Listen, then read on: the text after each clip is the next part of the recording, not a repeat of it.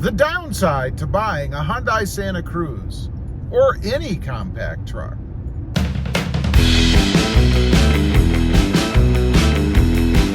Well, good afternoon, everybody, and welcome back to Robmotive MT. Today I wanted to talk about the downside to buying a Hyundai Santa Cruz or any compact size truck. Now, I've had mine for a little while, and there are a couple of things that I've noticed the downside to having one. Not many, and these are really pretty insignificant, but it kind of depends on personal preference and how you're going to use the truck. Number one is the payload capacity.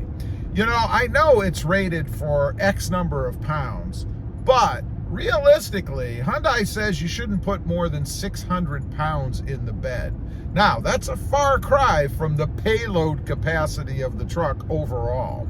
And I think what they're doing there, when they give you that overall payload, they're talking about yourself inside the truck or anyone else that you're hauling, as well as anything else that you might have in the cab.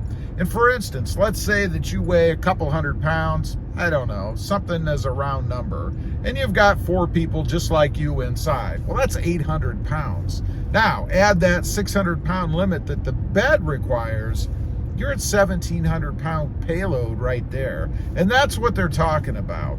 But it's too bad that the bed itself is rated so low. Just seems to me like 600 pounds bed capacity is not very much. Definitely a downside if you're going to be hauling stuff around. Next up, and I've mentioned this in a couple other videos, so we're not going to dwell on it, but it's the space in the back. A lot of room in the front, no problem for really any normal sized person to sit in the front, or even larger sized person.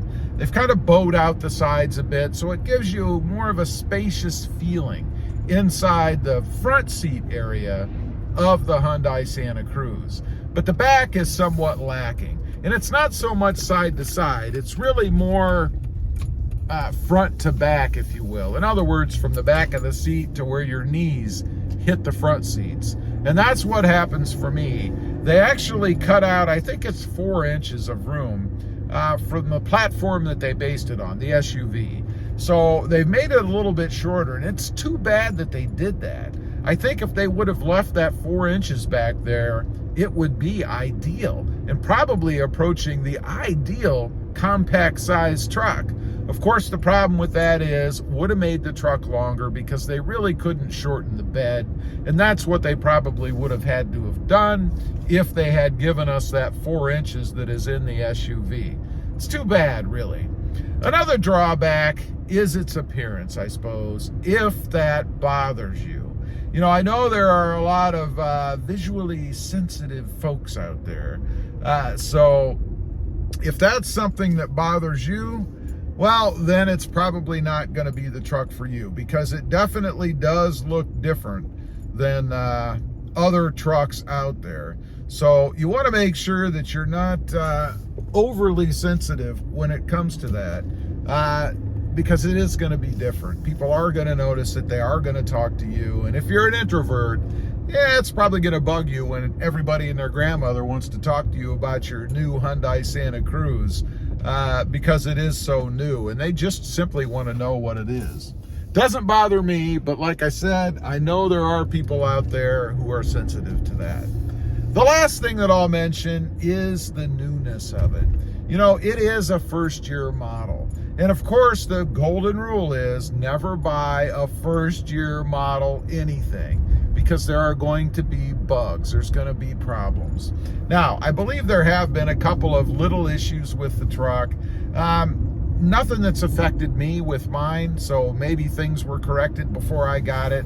But I was fully aware of that before I bought it. You know, I knew there could be issues with it, but honestly, I've had other trucks, other vehicles in the past that were either first model year or first next generation vehicles. We have a Toyota Tacoma coming up like that, and I will be in line to buy that as well. But I've had others, and I have never had any issues with them. Nothing at all, nothing even minor. And so far, that's been the case for me with the Hyundai Santa Cruz. Anyway, those are just a few of the downside items to buying a Hyundai Santa Cruz. Other than that, there really isn't anything. It's an awesome vehicle. I love it. I love the acceleration. I love the power. I really do love the uniqueness of it as well. And it's very versatile for just the weekend warrior type owner. Leave a comment. Let me know. Is there another downside? Have you found anything about the Hyundai Santa Cruz that you just don't like? I'd be curious to know. Also, real quick, I do have 2 additional channels. Rob Motive, all about Toyota Tacomas, and Rob Motive JT, all about the Jeep Gladiator. Check them out, and if you're interested, why not subscribe? Thanks for watching. Stay safe out there. Bye.